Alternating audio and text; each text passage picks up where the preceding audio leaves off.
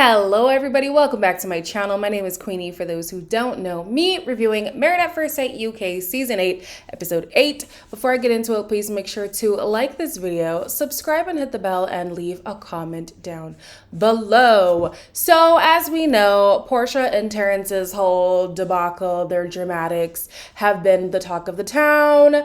Ella and Nathaniel are talking about it and then start to talk about themselves and then find themselves in an argument. People have triggers. She's been called fake.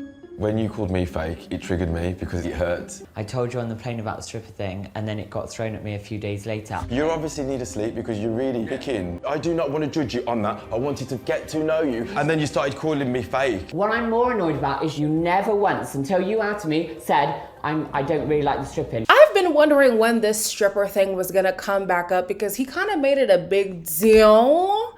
And so for them to have not addressed it in the previous episode, I was like, what's going on here? I'm still not fully understanding the issue of the stripper thing. Like, I don't know. I'm still not understanding, but clearly that's a thing that Nathaniel was not here for.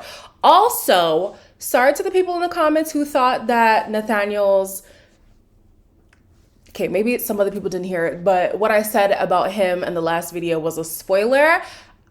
I had thought that you guys knew what I was referring to, especially because he himself has been in the comments. It's safe to assume how he said things ended or how they ended because he was in the comments. But that was my mistake. I just thought we were all on the same page. Roz and Thomas, absolutely wasting my time. I asked for a cuddle last night. Roz was ripping my clothes off. Woke up this morning, I was kind of met with disdain. When I did have sex, I was thinking like there would be something. That's just the way I work. I just don't know where it's going right now. It feels like she doesn't care. So apparently Miss I Need Physical Affection was getting a little bit hot and heavy with him. I think, what did he say? He was starting to take off his clothes. I don't know, whatever. The point of the matter is the end result was them having sex. Problem is, now that they have consummated the marriage, it's like things have gotten worse. She woke up the next morning and she was cold to him because she thought being sexual was going to enhance her feelings or maybe unveil feelings that she was kind of hiding. But it turns out things haven't changed, which in my opinion is worse, because I'd rather we not get sexual and you feel this way than we get sexual and you still feel that way. Now that feels like a rejection to me. We're gonna fast forward through everybody's little deliberation on whether they're gonna leave or stay and get to the commitment ceremony. First on the couch is Tasha and Paul. You live together. How's that experience been for the two of you? Normal. Yeah. Feels really normal. As I've never had like a relationship boss, so usually I haven't waited that long to get intimate with someone. I just don't ever want to give him all the goods for Paul to then change his mind about me. I love that even though they are the youngest couple, nothing about them so far, and at least what they give to us, is toxic. Because time and time again, I look at my generation and I'm just like, oh my God. Oh my gosh, it is looking very bleak, but no, they're doing me. I think I'm older than both of them though. Point of the matter is they're making young love look great. They also do bicker back and forth, but they say that they love how marriage is going for them so far, and they both decided to stay. Next on the couch is Ella and Nathaniel, and their biggest issue is still their discrepancy in attraction for each other. I'm a bit sometimes unavailably emotionally. So he can be a bit detached. Yeah. Do you fancy her? It's not about a fancy, it's how you make me feel. There was a lot of things that I said I didn't want, and Ella was a lot of them. The two of you both need that reassurance. You both feel anxious about the connection and the attachment. Yeah. So as we know, Nathaniel had different expectations of who he would have been partnered with. He can acknowledge that objectively, Ella is a beautiful woman. However, is he attracted to her? It doesn't really look or feel like it. Ella has been feeling like that as well, and she is aware that he had different expectations. My thing is, and we say this all the time, if you are going to be this hung up on physical appearance, you shouldn't have allowed strangers to match you with someone. You shouldn't have allowed strangers to match you with someone where the stakes are so high. Of course, there are matchmaking processes and stuff like that, but at the end of the day, they're not getting married at first sight at that. So I'm just like, if you're coming into a process like this and you're a stickler for aesthetics, I kind of don't have that sympathy for you. Also, these two are very apologetic about things that I feel like they've already apologized for and have forgiven each other for. So my thing is, are we not getting to the root of what the issue is? Because if I'm saying sorry and I forgive, say sorry, forgive, say sorry, forgive, but it's the same issues that keep coming up, what's the point of saying sorry and forgiving? What is the point? We're wasting our time. Clearly, things are not resolving. So are we actually going to talk about the issue, or are we just going to let bygones be bygones and go our separate ways? I forgot to say that they both wrote to stay, though, so they'll still be here. Next is Shona and Brad. They couldn't keep up the facade for too long. I feel like we've had a great time. I feel like we're living in a little bit of like a love bubble at the moment. I said to Bradley, I feel like maybe there's a lot of focus on us sexually and maybe we should just try and like not speak about it as much. Yeah. I love you and like... I love you too, baby. It's just the best feeling in the world. Shona says that she's a bit of a prude and maybe doesn't like talking about sex so openly and often. I'm not sure if she meant with everybody else in the room or if she meant just her and Brad, but she knows that he's a very, sexually charged person. He wants to be explorative and do all kinds of things. She's saying, listen, I'm open to that, but there are some things that are a hard line no for me. I think it's interesting how she's now saying like the sexual aspect of our relationship is OTT. However, every time we see them, she's eating his face off. So why are we creating a facade here? If it's uncomfortable for you, like just sit in that uncomfortable, like you don't have to fake, we're so good, look at us, we're so perfect. To make matters worse, in the next episode, it looks as if he thinks she is immature. And I think it might have to do with this fairy tale mentality that she has about relationships. I do think that he has his own pitfalls too that we have yet to discover. But they are doing this whole like, look at us, we're amazing, no problems, no problems. And that typically means that there are a lot of problems. They both decided to stay. So yeah, it is what it is. Speaking of sex, Roz and Thomas open up about having consummated the relationship and that it actually hurt more than it helped. I'm really confused. I needed it to see, like, is there deeper feelings inside? You stonewalled me the entire morning. No, I was talking. And I felt, I was just maybe, I'm basically as well trying to think in my head, like, why didn't I? I feel like if you don't have those feelings for someone, probably shouldn't have done that last night. The experts said exactly what I said at the beginning of this season. That first impression is so important because if it is a good first impression, if there is attraction there, if there is affection of some sort there, you at least have a great starting point for your marriage. However, if there's looks of disdain, if there's looks of unattraction, if there's looks of discomfort, feelings of discomfort, all kinds of stuff, I feel like typically it goes downhill from there. And for Roz and Thomas, it's literally been bad to worse. He says that from the wedding day, he could tell like, she not really feeling me like that. And now I'm very confused by Roz because this whole time she has been begging for even a handhold, a cuddle, a hug. They have done the full Monty. They have gone all the way. And now she's like, yeah, not feeling it. I now have to side with Thomas in being that like he didn't want to go there because he felt like she didn't really like him like that. And I was getting on him because I was like, you shouldn't let fear keep you from progressing in your relationship because it's unfair. But now I have to side with him because what she did is almost worse.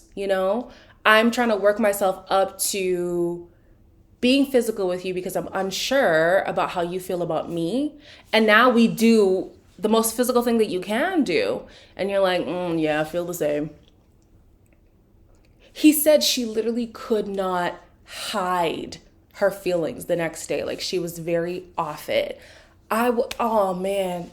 I'd rather we not touch and you not have feelings for me than we have sex and then you're like, yeah, I don't like you. That's such a blow. Or was it not? good. It could have not been good, too. I didn't think of that. I'm only thinking of that just now. Yikes. Either way, they both decided to stay, so we still have them in the process. Laura and Arthur are next, and even though they've made a lot of strides, there's still some issues under the surface with these two. The question is, how's your wife look? How'd you think? Look at that. Obviously, the vows. Yeah, so I got them off internet. There's a slight facade with Arthur. He's not completely comfortable with who he is. Honesty is what I need to get on board with, really. She has been making me better every single day. Wow.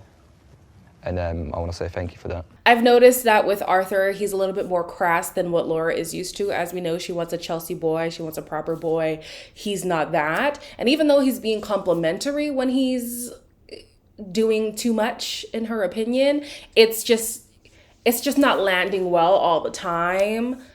So yeah, she appreciates the compliment, but it's the delivery that's kind of, He says that, of course, the issue that they had was the fact that he got his vows from the internet. However, he has resolved that with her. He rewrote his vows and all of that. He does say that he felt he had to lie about his vows because he struggles with self-identity and stuff like that. But he said that lying is in his past. The little white lies is in his past. The wedding wasn't too long ago. So for me, I'm like,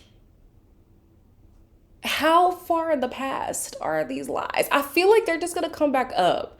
If not during the filming of the show, definitely after the fact. But anyways, they both decided to stay. Happy days.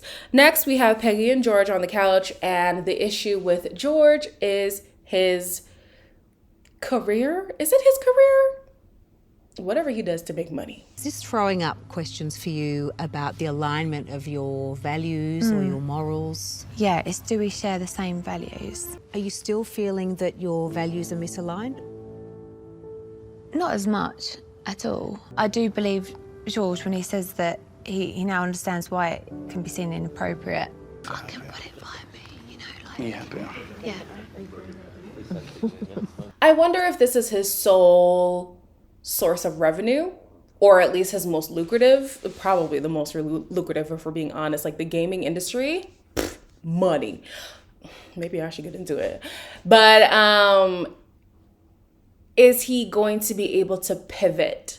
Because it seems as if he's built the platform that he has based on this whole reward action interaction that he has with his audience. So is he going to be able to pivot? Does he want to pivot for himself? I hope he's not pivoting just to appease his partner, because that could build resentment in the future. Yeah, I'm not understanding his whole his game plan with this gaming thing. I don't like, you could just be a gamer. Like my brother watches other people play the games. Like they don't have to do the antics and they literally just watch them play the game. So I think if he can pivot and stay in the gaming world, but just not doing the monetary favored stuff, maybe they'll be fine. Because she seems to really like him. I don't understand why, but you like it, I love it, honey. They both decided to stay. Next, we have Jay and Luke. Honestly, there's really not much to talk about them. They're killing this whole marriage thing. They have the similar banter. They're very attracted to each other. Their sex game is amazing. They're doing it on a daily. No complaints about them whatsoever. They both decided to stay. Last but not least is Porsha and Terence. Right until the last dinner, for me, it was good. That shows you the problem we have, because it wasn't at the end for myself. Let's go to the dinner party. How did you determine that you were going to come separately? You don't know where you're going to get with Porsha, because we just had confrontation before, so I just left the scene alone. I'm Congolese, and in our society, you always put on a united front to the outside world. And I felt so abandoned at that moment. I felt this. I forgot to mention in my little rant about these two that when she mentioned being Congolese and having a culture of presenting as a united front, I can understand why she would want to do that. I'm of that belief as well. However, that would have been a bold-faced lie when it comes to these two, because how are you going to scream each other's heads off and then pretend like everything's happy days? I do think, again, that They both had their own childish antics, but to fake the funk in front of the couples wouldn't have been the answer. Off the bat, I noticed that Porsha refuses to admit that things were going wrong prior to the last day of the honeymoon. It looked as if things were going wrong to me. So maybe introspection is something that she struggles with. I also don't want to blame her for everything that she's gone through in her past because the people that she was with decided to cheat, decided to lie. My question is, what led up to those people lying and cheating? What happened? Because if it's a theme where every person you've been with has treated you the same way, I'm looking at you as the common denominator, like, okay, so what is happening? What are we missing that we can fix? Okay, so she has feelings of abandonment because of those past people. That's why she's feeling a way about, what's his name now? Terence now. And there was a moment where he was trying to explain it away. And even Paul, the expert Paul, was like, acknowledge her feelings. She just became vulnerable with you. Acknowledge that. These two are just missing each other. Definitely missing each other. They're mismatched to begin with, but they are missing each other. We do learn that with this whole spoon thing, apparently he threw the spoon. And if he threw the spoon, well, that's a different conversation. I thought he offered the spoon and she had a fit about it. But if he threw the spoon, honey, I would have a fit too. Okay. What else do I have written about them? Yeah,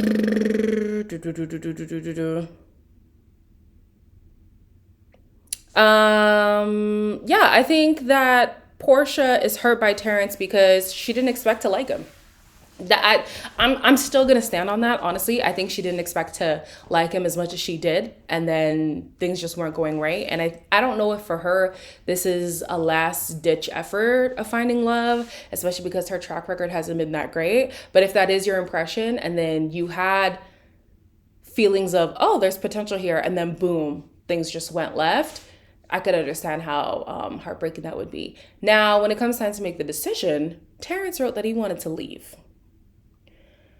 Porsha doesn't take this well. Obviously, Porsha doesn't take a lot of things well. So she did write stay. However, now she has a chip on her shoulder that he wants to leave. The next episode looks as if they're going to make a decision even before the commitment ceremony. So yeah, I think this relationship is a wash. It's a wash. I do still think that regardless of them being mismatched, there was potential in the fact that they themselves had feelings for each other, but they also really know how to poke at each other and hurt each other's feelings. And at this point, it's probably for the best that they go their separate ways. So, as always, please make sure to like, comment. Oh, also, somebody in the comments. Okay, if this is a spoiler, okay? Somebody in the comments said, allegedly Terence had to call the police on Porsha. How far true is that? I would like to know. Don't send me an article because I'm not going to read it. I just need confirmation by enough people for me to just believe it, okay? That's how I watch my television. That's concerning. Yeah, Black love is not thriving this season. Yikes. And we barely get Black love in the freaking UK versions. Come on, man. Anyways, like, comment, share, and subscribe. And I'll see you guys in the next one.